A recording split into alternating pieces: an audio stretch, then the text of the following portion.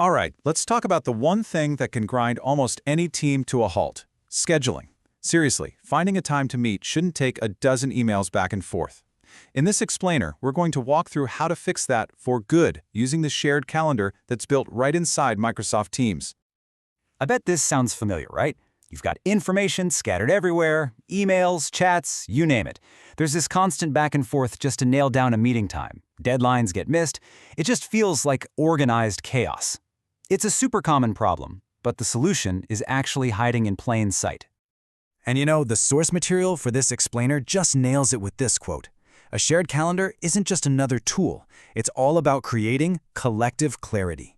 It's that central spot that pulls everyone together, making it totally transparent what the priorities are and who's available, no matter where in the world your team is. So before we jump into building the solution, let's take a quick second to really understand the problem. Because once you see these pain points laid out, you'll see exactly why a shared calendar is so incredibly effective. It really just boils down to this domino effect, you know? When your information is scattered all over the place, you get communication overload. And without one central place to see the context, you're basically just guessing about project timelines and who's free. This leads directly to missed deadlines and, honestly, just a shocking amount of time wasted on simple coordination. Okay, so to fix this, we've got to get the terminology right first.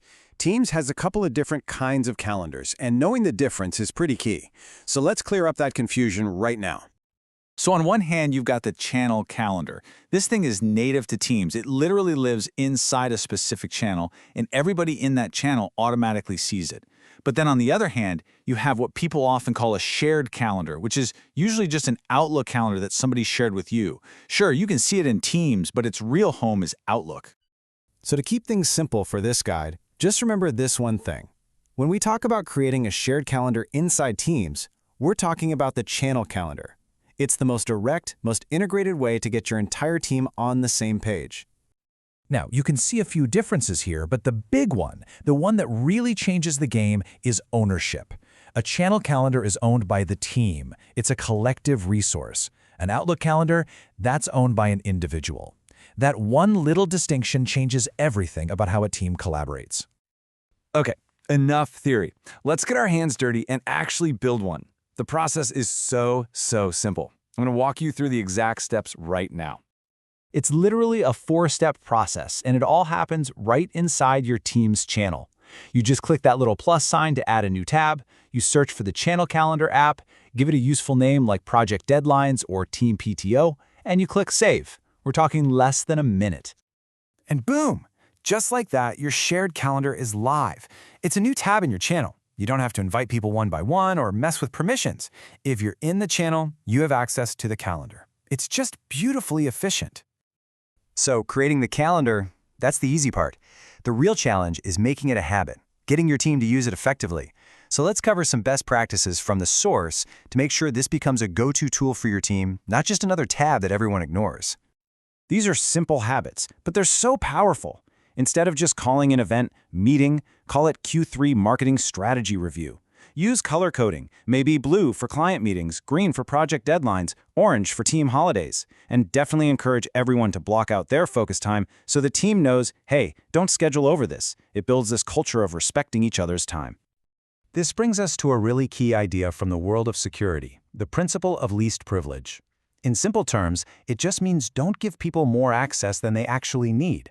By default, everyone in the channel can edit the calendar, but you should ask yourself if that's really necessary.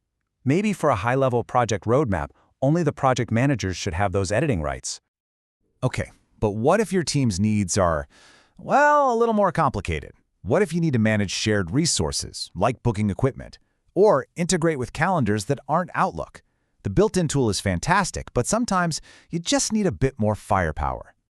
And for those advanced cases, the source material points us towards specialized third-party apps that plug right into Teams. These apps are basically designed to fill in the gaps where the native tool might not be enough for a power user or a really big, complex organization. You can really see the trade-offs here. The built-in calendar is all about simplicity, which is great.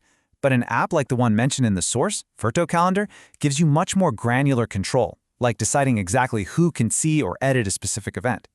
If you need to manage shared rooms or customize things heavily, that's when you start looking beyond the default tools.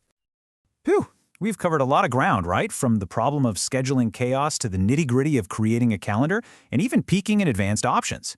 So let's just boil it all down. What are the main things you should remember from all this? Okay, first off, for most teams, the native channel calendar is the perfect place to start. It's simple and it works. Second, adopting those simple best practices is what makes the tool really powerful. Third, always think about security and who needs access to what. And finally, just know that if you outgrow the basics, there are more powerful tools out there waiting for you. And that's our look at creating and mastering a shared calendar in Microsoft Teams. I'll leave you with this one final thought. Going from scattered info to collective clarity isn't just a small tweak. It can fundamentally change how your team communicates, collaborates, and ultimately succeeds. So how could it transform your workflow? Thanks for joining me on this one.